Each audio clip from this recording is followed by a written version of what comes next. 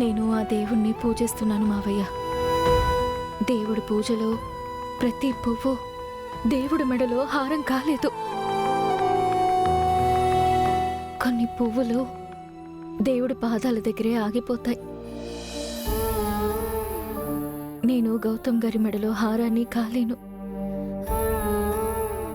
నా రాత ఆయన పాదాల దగ్గర మాత్రమే. నువ్వు తప్పుగా అనుకుంటున్నావు తల్లి. గౌతమ్ బాబు నిజంగా దేవుడే. నీకోసం ఆ దేవుడే వరాన్నిస్తున్నప్పుడు నువ్వెందుకు వదులుకుంటున్నావు? గౌతమ్ గారు చనిపోతున్న నన్ను బ్రతికించారు మావయ్య. ఇన్నాళ్ళు నాకు ఆశ్రయం ఇచ్చారు. ప్రతి క్షణం నా ఆనందం కోసం పరితపించారు. ఆ ప్రయత్నంలో ఆయన ఎన్నో కోల్పోయారు. తన ప్రేమకి దూరం అయ్యారు. సొంత వాళ్ళకి శత్రువు అయ్యారు. ఎన్నో మాటలు అవమానాలు పడ్డారు. నేనొచ్చి ఆయన మొత్తం సంతోషాన్ని తుడిచేశాను. నాకు సాయం చేసిన ఆయనకి ఒక రకంగా ద్రోహం చేశాను. స్వచ్ఛమైన ప్రేమలో నిజాయితీ మాత్రమే ఉంటుందమ్మా. మోసాలు ద్రోహాలు ఉండవు. గౌతమ్ బాబు నిన్నిష్టపడుతున్నాడు. గౌతమ్ బాబు నిన్ను ప్రేమిస్తున్నాడు. నువ్వు బాబుగారిని ఇష్టపడుతున్నావు. మీ ప్రేమలో నిజాయితీ ఉందమ్మా, స్వచ్ఛత ఉంది. మీరు కలిసి ఉండాలమ్మా.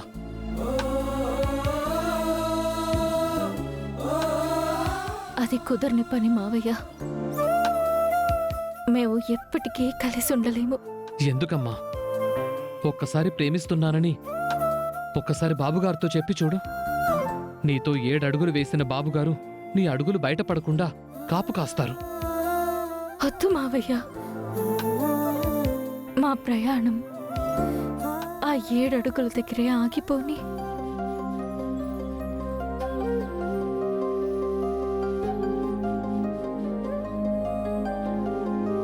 మరి నువ్వు మోసిన 9 నెలలు ఆ బిడ్డ మాట ఏంటమ్మా? బిడ్డ పుట్టేశాడు కదా మావయ్య. ఆ 7 అడుగులతో పాటు 9 నెలలు కూడా ఆగిపోని. చెప్పేది వినమ్మా. బిడ్డని బాబుగారిని వదిలి నువ్వు ఉండలేవు తల్లి. నా మాట విను.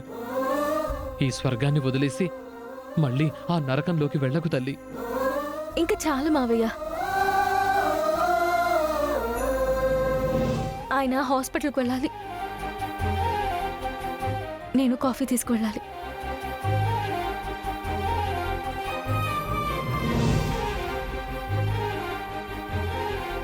అమ్మా, భగవంతుడా, ఇలా జరుగుతుందేంటి? నువ్వేదో ఒకటి చెయ్యాలి. ఈరోజు అహల్యకి నా మనసులో మాట చెప్పాను. తను అప్పుడు వినలేదు, కానీ ఇప్పుడు వినేసింది. దేవుడా, ఎలాగైతేనే నా ప్రేమ విషయం అహల్యకైతే తెలిసిపోయింది.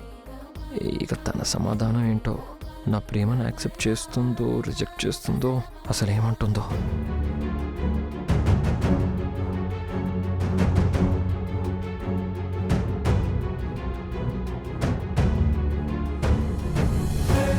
కాఫీ తీసుకోండి.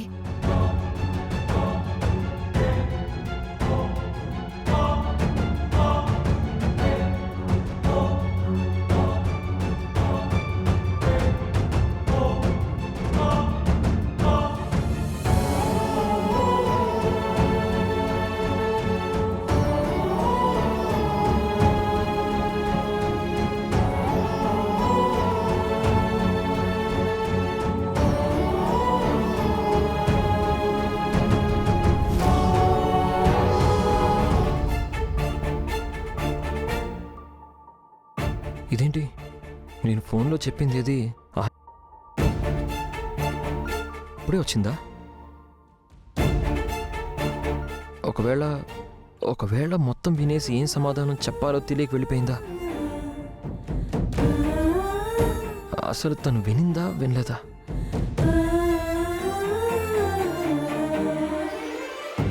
తను నన్ను ప్రేమిస్తుందా లేదా? నేనంటే తనకి ఇష్టమా కాదా? నాకేం తెలియడం లేదే. విన్నావు కదా అదితి, మా అన్నయ్య మనసులో నువ్వు లేవు. మా అన్నయ్య అహల్యవతిని మనస్ఫూర్తిగా ప్రేమిస్తున్నాడు.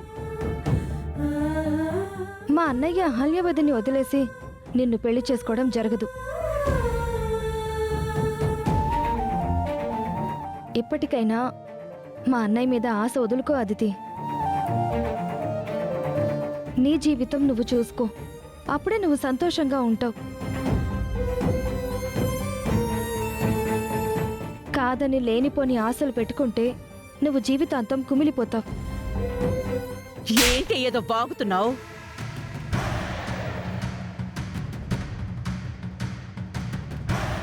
నువ్వే వత్తివే నా కూతురికి క్లాస్ తీసుకోవడానికి. ఇది జీవితాంతం కుమిలిపోవాలని శాపం పెడుతున్నావా? లేదత్తయ్య, నేను అదితి మంచి కోరి చెప్తున్నాను. మా మంచి నువ్వు కోరేదేంటే? నువ్వు, మీ అమ్మ, నాన్న, మీ అన్నయ్య అంతా మా మంచి కోరినట్టే నటిస్తారు గాని మా జీవితాల్ని నాశనం చేస్తున్నారు. మా వాళ్ళ గురించి నాకంటే మీకే బాగా తెలుసు అత్తయ్య. మా అన్నయ్య అదితిని పెళ్లి చేసుకోలేదు అన్న ఒక్క తప్పు తప్ప మీకేమన్యాయం చేశారు? ఆ ఒక్క తప్పు చాలదేంటి? దీని జీవితం తలకిందులయ్యింది. మా కుటుంబం పరువు పోయింది. మాకు మనశ్శాంతి లేదు. జీవితంలో మనం అనుకున్నవన్నీ జరగవత్తయ్యా. ఎంతో అనుభవం ఉన్న మీకు ఇది తెలియంది కాదు. జరగని వాటి గురించి బాధపడకుండా భవిష్యత్తు గురించి బ్రతకడమే జీవితం.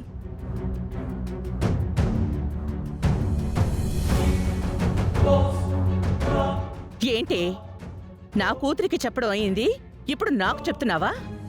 నీకు నా కొడుకుతో పెళ్లి కాకపోయుంటే ఈ నీతులు సూక్తులు చెప్పుండేదానివా? నీ జీవితం చక్కబడింది, నువ్వనుకున్నది జరిగింది కాబట్టి ఇప్పుడు ఈ కబుర్లు చెప్తున్నావు.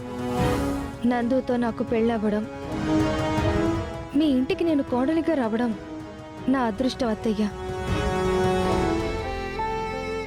అందరికీ కోరుకున్నవి దక్కవు. అంటే నా కూతురు దురదృష్టవంతురాలని చెప్తున్నావా? దానికి దక్కనిది నీకు దక్కిందని ఎగతాళి చేస్తున్నావా? ఎంత ధైర్యమే నీకు? ధైర్యంతో కాదత్తయ్య, ఓపికతో సహనంతో చెప్తున్నాను.